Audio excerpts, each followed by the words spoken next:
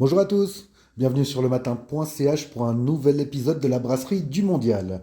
Avant le match coup près contre la Serbie, on a contacté Sacha Tijic de Footballski RAM qui est forcément spécialiste de cette sélection. On a parlé de ce qu'il s'était passé il y a 4 ans en Russie et on a évoqué ce que devrait être le match de la dernière chance pour les Serbes comme pour les Suisses. Bonne écoute.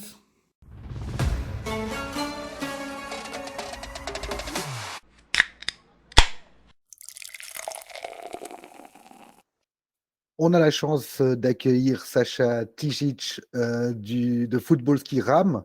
Déjà, explique-nous comment ça se passe, ce site internet que moi j'adore, ce compte Twitter qui est indispensable à tout fan de foot. Comment vous bossez? Qu'est-ce qui se passe sur ces plateformes? Merci Robin de m'accueillir. Bonjour, à toutes et à tous. Alors concernant cette plateforme, c'est, on va dire, entre guillemets, une plateforme participative. On est 4, 5, 6, tout dépend de l'emploi du temps de chacun, à faire fonctionner cette page. On publie principalement sur Twitter. On a aussi d'autres canaux sur Instagram et sur Facebook, mais le gros de nos abonnés, voilà, se trouve sur Twitter. On fait, de temps en temps des articles un peu long format, qu'on publie sur le site internet. Là, pour la Coupe du Monde, on a décidé d'alimenter un peu plus le site internet. Donc voilà, c'est, on va dire, une bande de potes franco-serbes ou serbes qui animent ce site. Et on essaye de faire ça de la manière la plus pro possible. On va essayer de revenir sur le dernier match Suisse-Serbie qui a fait tant parler, qui a fait couler tant d'encre bah, chez nous comme chez vous. Déjà, comment toi, tu avais vécu ça? Moi, j'étais en Russie, j'ai réussi à convertir des Russes à la cause suisse à grands coups de grande bière. Mais toi, comment tu avais vécu ça? Parce que ça a été vraiment un événement marquant dans nos footballs respectifs. Alors moi personnellement, j'étais dans un bar de la Côte d'Azur avec mon père et alors des pas enfin même pas des amis serbes, mais voilà des Serbes qui étaient là en l'occurrence, hein, c'était une coïncidence dans ce bar. On était un groupe de 10 Serbes, franco-serbes et puis c'est vrai que quand on a vu bon déjà dans un premier temps, il y avait une forte attente puisque voilà, il y avait Xhaka, Shaqiri, si je dis pas de bêtises, il y avait Djemaili aussi. Donc voilà, il y avait, on va dire, une certaine rivalité déjà dès le départ. Il y avait une rivalité sportive puisqu'il y avait la deuxième place qui jouait. Et puis c'est vrai que la Serbie n'avait pas fait un match incroyable. La Serbie avait fait un match assez frustrant. Et quand on a vu Xhaka, Shaqiri faire l'aigle à deux têtes, c'est vrai que dans le bar, on a vu un peu rouge. Et je pense que beaucoup de Serbes, de Franco-Serbes, d'amis de la Serbie ont vu rouge aussi à ce moment-là. Bah, il y avait toute une histoire avec des politiques qui s'en étaient mêlés en amont du match. Est-ce que toi, bah, tu trouvais ça normal, vu la passion, vu le patriotisme, tu trouvais ça compréhensible? Parce que nous, je ne vais pas te mentir, nous, on était complètement choqués par ce qui s'est passé. Est-ce que c'est dans le domaine du normal, quoi, du côté des Balkans? Alors, je pense pas que ce soit normal, mais comme tu dis, je pense que ça peut se comprendre. Enfin, on peut avoir des éléments de réponse. On essaye de dire, voilà, la politique doit être tenue à l'écart du football, à l'écart du sport. Mais il y a une réalité qui est tout autre. C'est pas bien ou c'est pas mal de dire ça, c'est juste une réalité. Et je pense que voilà, les politiques serbes, je t'avoue que je ne sais pas côté suisse, mais voilà, les politiques serbes ont pu s'en emparer, parfois à des fins électorales. Je me souviens plus de la période, mais si je dis pas de bêtises, il y avait des élections présidentielles ou législatives à cette période en Serbie. Donc voilà, c'est vrai que les discours sur l'Albanie et sur le Kosovo en période électorale, c'est toujours vendeur. Mais ce fait est que oui, ça peut se comprendre. Après, est-ce que c'est normal? Non, ça reste un match de foot. Puis surtout que l'enjeu sportif doit passer avant. La Serbie n'était pas dans une situation de fanfaronner puisqu'elle était troisième avant ce match. Et donc, il fallait aller chercher la deuxième place. Donc, il fallait d'abord se concentrer sur le sportif avant de se concentrer sur le politique. Peut-être que l'issue aurait été tout autre. Quand bah, justement, tu disais de la réaction, mais quand tu vois un Lichtsteiner, par exemple, qui s'identifie à ses jeunes collègues pour aller faire, l'aigle bicéphale, ça devait être, bah, Ouais, c'est dur à expliquer parce que nous, on a vécu ça Et d'un côté, si on a tu me trouvé ça permets en si entre tu me guillemets «marrant». Si tu me permets, pour Lichtsteiner, c'est un peu la même réflexion. Je trouve pas ça normal, mais ça peut se comprendre. Ça peut se comprendre parce que voilà, tu es dans l'euphorie du match. Bah, Shaqiri et Xhaka, ça reste tes coéquipiers, donc ça reste très certainement des mecs avec qui tu t'entends bien dans le vestiaire. Il y a cette petite animosité d'avant-match, cette animosité sportive, politique, ça peut se comprendre. Maintenant, est-ce que c'est normal? J'ai envie de lui dire à Lichtsteiner, avec, tout le respect que je lui dois, «Occupe-toi de tes affaires, c'est clairement pas tes affaires, reste en dehors de tout ça et tout se passera bien». Voilà, c'est un peu la même réflexion que sur le cas précédent. Il y a eu un contexte lourd après le match aussi, il y a eu quelques décisions, prises par l'UEFA notamment. Est-ce que tu penses que des leçons ont été tirées ou est-ce que, de toute façon, la passion l'emporte dans ces moments-là parce que c'est, complètement irrationnel, quoi?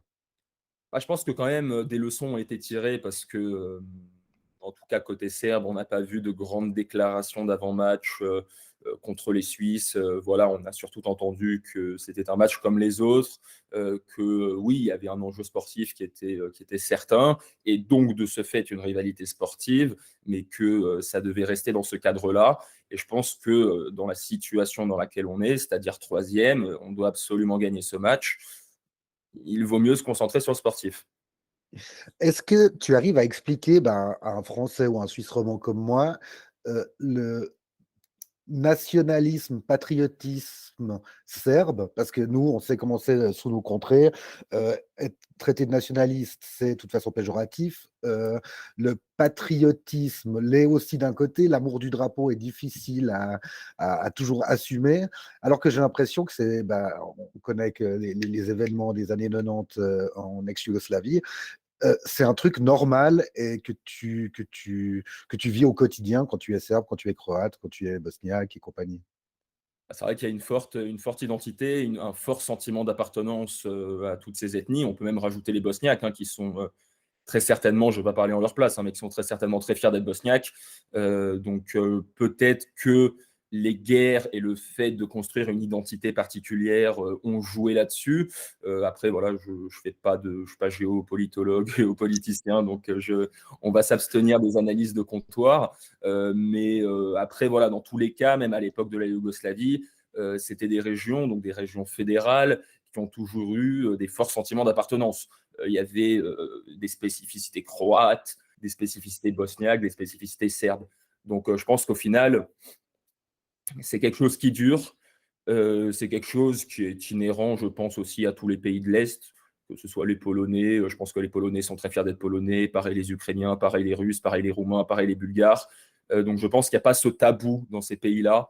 En Serbie, mais comme ailleurs dans les autres pays entre guillemets de l'Est, je dis entre guillemets parce que c'est souvent le raccourci un peu facile utilisé par certains médias pour décrire tout ce qui est à l'est de Paris ou de Berlin.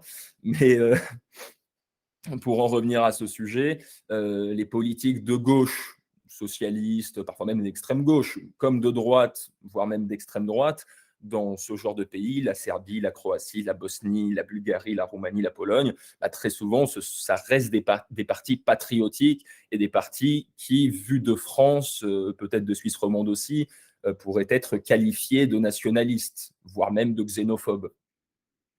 Heu, Cette passion, elle s'arrête pas au football non plus. On peut voir au basket, on peut voir des fois au volley aussi. Dès qu'on met un Serbe dans un stade, c'est le feu. Oui, oui, bah, après voilà, je pense que ça c'est commun à toute, l'ex-Yougoslavie. Il y a toujours eu un fort amour des sports, que ce soit le basket, le foot, le handball, même les sports individuels, le water polo, qui est pas un sport, on va dire, très, très connu, très médiatisé, mais qui est très populaire dans ces pays-là.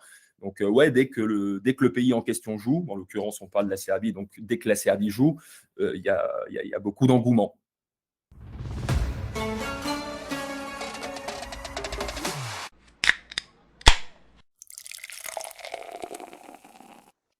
Bah, on va passer un peu sur le sportif du coup, tout en gardant un peu en souvenir, ce match, d'il y a 4 ans. Heu, En fait, les conditions sont un peu les mêmes. Moi, je trouve ça un peu triste, hein, qu'on se retrouve de nouveau avec le Brésil, de nouveau avec vous, c'est un peu embêtant parce que tu as pas l'impression de revivre une nouvelle coupe du monde. Heu Qu'est-ce que la Serbie a de plus cette année qu'il y a 4 ans quand bah, c'était pas passé, quoi? Bah, alors c'est vrai que cette année, on se présente à la coupe du monde avec beaucoup d'espoir. Pour l'instant, il y a surtout beaucoup de déceptions, mais tout n'est pas joué. On attend de voir le dernier match contre la Suisse, mais c'est vrai qu'il y a 4 ans, en 2018, c'était un sacré bordel. Il y avait un sélectionneur qui n'était pas respecté, une équipe vieillissante. Il y avait clairement aucune attente autour de la sélection serbe, mais vraiment aucun espoir, quoi, aucune once d'espoir. On savait qu'on allait se planter en poule, quoi. Franchement, ça fait 2 semaines que j'explique même à mes potes au bistrot que cette année, la Serbie, pour la Suisse, ça va être très compliqué. Une génération incroyable. Devant, c'est le feu. Au milieu, c'est costaud. Derrière, ouais, nous, on a vu, Pavlovic, jouer, en Suisse. Bon, là, on s'était bien marré, mais il a quand même progressé, le gamin. Heu, Est-ce que ce match contre le Cameroun, il résume ce qu'est la sélection serbe aujourd'hui? Ou, ces 2 buts égalisateurs, sont un accident de parcours? Non, on ne peut pas parler d'accident de parcours parce que ce sont des choses, qui, malgré tous les efforts que la Serbie, a pu produire, ces derniers temps, ce sont des choses qui se répètent, face à la Slovénie en Ligue des Nations, on mène 2-0, on se fait rattraper à 2-2. Il y a plein d'exemples comme ça et au final, on n'est jamais serein et quand on faisait le live de Cameroun-Serbie, quand on menait 3-1, alors c'est pas moi qui faisais le live, c'est Boyan, big up d'ailleurs à Boyan. Mais quand Boyan faisait le live, bah, il disait malgré le fait qu'il y ait 3-1, on n'est pas rassuré, quoi. À tout moment, on sait que notre défense peut nous mettre dedans. Et c'est ce qui s'est passé. Milenkovic a couvert 2 fois le hors-jeu d'une manière un peu, on va le dire, honteuse. Et il a donné 2 buts au Cameroun, qui a été aidé par un très bon, il faut le dire aussi, une très bonne entrée de Vincent Aboubakar. Le coach avait pointé les problèmes physiques de l'équipe après le premier match contre la Serbie. Est-ce que c'est pareil, le deuxième match? Le deuxième match a peut-être eu un peu plus d'impact physique, mais aussi parce que voilà, le Cameroun a peut-être un peu moins d'impact physique que le Brésil. Je pense que surtout, Pixi, que j'adore, qui a fait beaucoup de bien à cette équipe depuis 1 an et demi. Je pense que Pixi, alors bon, sur le premier match, je lui en tiens pas tellement rigueur parce que c'est le Brésil, mais sur ce deuxième match face au Cameroun, il a fait quelques erreurs tactiques. Déjà, pour moi, Vlahovic ne doit pas débuter sur le banc. Même un Vlahovic à 60 ou 70%, ça reste Vlahovic et on sait qu'ils s'entendent très bien avec Mitrovic, que l'entente est parfaite. Mitrovic, depuis le début de cette Coupe du Monde, il est un peu esselé et je pense qu'avoir un point d'appui avec Vlahovic, ça lui ferait le plus grand bien et on espère voir ça contre la Suisse. Si on part dans ce schéma face à la Suisse, pourquoi pas? Pourquoi pas passer? Pourquoi pas finir deuxième? Ça va être dur, mais pourquoi pas? Si on s'entête à rester à une pointe, je ne donne pas très cher de notre peau. J'espère avoir tort, mais je ne pense malheureusement pas. Quand tu vois le troisième but que vous mettez contre le Cameroun, c'est ça qu'il faudrait faire? C'est ça qui est possible de faire avec le matériel offensif incroyable? Exactement, exactement. Il faudrait faire ça, mais en même temps, sur certaines séquences de jeu, notamment, à la relance en défense ou, très bas au milieu de terrain, on voit qu'on essaye de beaucoup jouer en passe, beaucoup jouer au sol. Alors c'est bien, mais on n'a parfois pas trop enfin, on bégaye un peu dans la qualité technique, si je puis dire. On a des joueurs très techniques, mais qui sont peut-être pas voilà, qui ont peut-être pas le niveau suffisant pour jouer ce jeu. Et pour moi, parfois, il faudrait jouer peut-être un peu plus simple avec des ballons peut-être un peu plus longs parfois, pas tout le temps. Mais c'est vrai qu'en défense, parfois, on se met en difficulté. On a concédé beaucoup d'occasions sur des erreurs défensives, sur des mauvaises relances parce qu'on a voulu jouer court au sol. Parfois, voilà, parfois un bon pétard devant, c'est aussi bien. Et face à la Suisse, je pense qu'on n'aura pas 10 000 occasions parce que les Suisses défendent bien.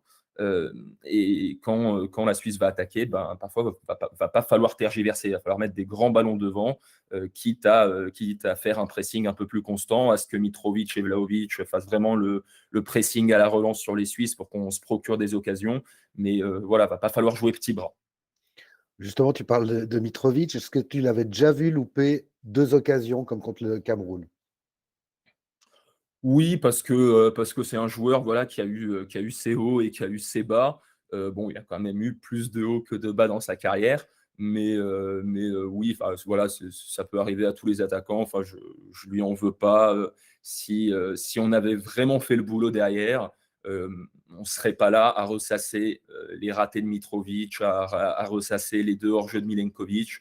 Si on avait fait le boulot, on n'en serait pas là et j'en veux vraiment pas à Mitrovic et je pense que les supporters serbes, dans leur ensemble, n'en veulent vraiment pas à Mitrovic parce que voilà, c'est quelqu'un qui a tellement fait pour la sélection, c'est quelqu'un d'irréprochable, aussi bien sur le sportif que sur l'extra-sportif. Voilà, c'est un vrai leader, c'est quelqu'un qui va toujours de l'avant, qui est toujours positif, qui a une vraie mentalité de gagnant. Donc voilà, c'est un mec qu'on ne peut pas lui en vouloir, clairement. Avant le tournoi, l'équipe de Suisse visait, les quarts de finale en gros. Le Cameroun voulait être champion du monde. Le Brésil, ils avaient pas besoin de dire grand-chose avec leur équipe, c'est le titre ou rien. C'était quoi l'ambition serbe, 8 de finale? C'était aller chercher plus loin? Parce que c'est quand même une génération rare. Il y a du niveau, il y a du matos.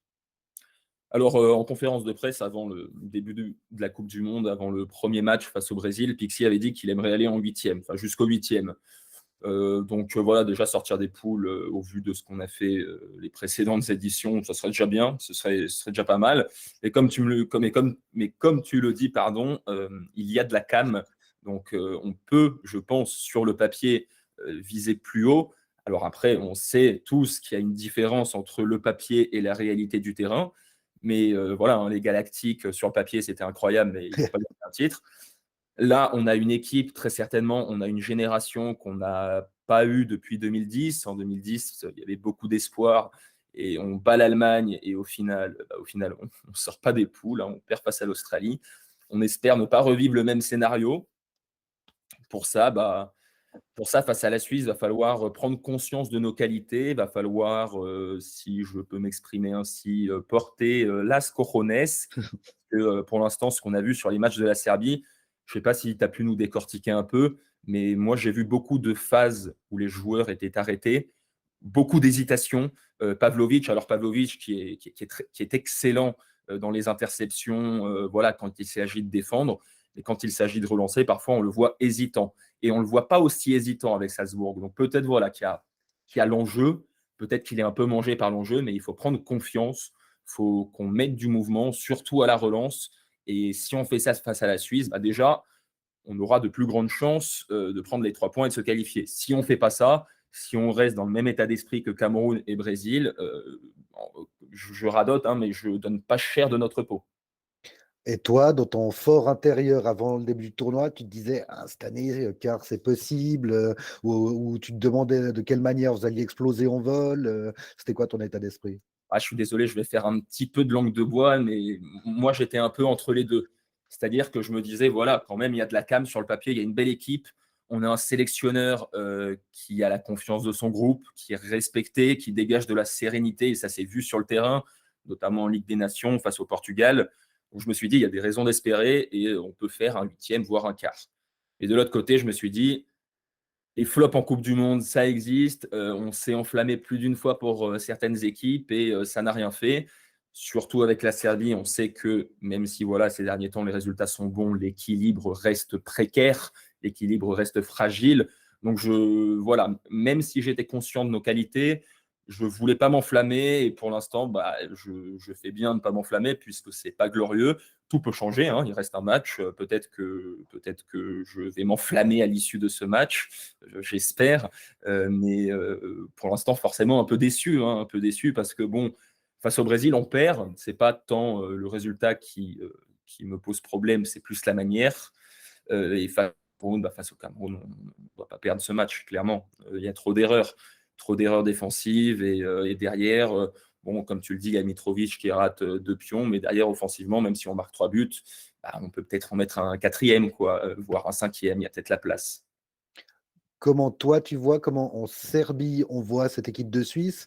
Parce qu'il y a quand même, je trouve, beaucoup moins de talent offensif chez nous, mais c'est peut-être plus cohérent, c'est peut-être mieux organisé, ce sera un peu un choc des cultures.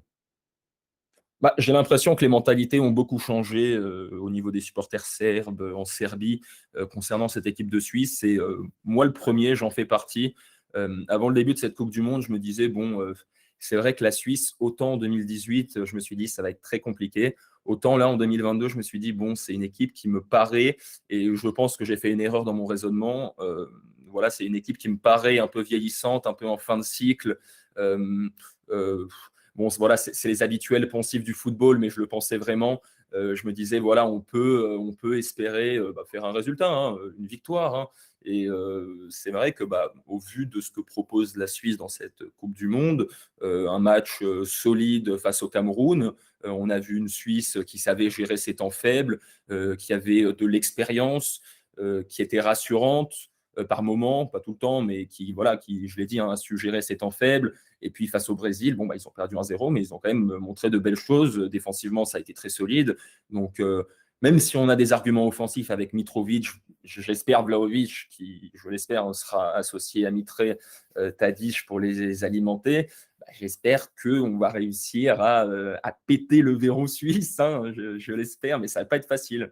Ça ne va pas être facile parce que vous avez une bonne défense, vous l'avez prouvé dans ces 2 premiers matchs de Coupe du Monde, et pour l'instant, l'avantage est plus en faveur de la Suisse, je dirais. Ce truc de devoir gagner alors que la Suisse peut se contenter d'un nul, est-ce que c'est pas plus simple à gérer, en fait? Ouais, j'en ai parlé avec des potes. Je vais pas rentrer dans des, dans des calculs d'apothicaire. Je préférerais, à l'instant T, être dans la situation de mes amis helvètes. Bon, voilà, faut aller gagner. Est-ce que ça va être un avantage ou pas? Honnêtement, je saurais pas te dire. Je saurais pas te dire, comme disent les Belges. Merci Sacha, tu me promets, on va plus revoir de drapeaux, chelous dans les vestiaires, là c'est bon, on reste sur le sportif, jusqu'à vendredi soir. Ça, je peux pas te garantir. Après, chelou, chacun place le curseur là où il veut. Mais alors, c'est là qu'est le problème aussi, c'est que nous, on voit ça, on se dit: «Ah, quelle bande de connards», mais on n'en sait rien, on connaît pas, toutes les particularités je vais y arriver, particularités géopolitiques. Heu, pour toi, c'est un truc presque normal ou?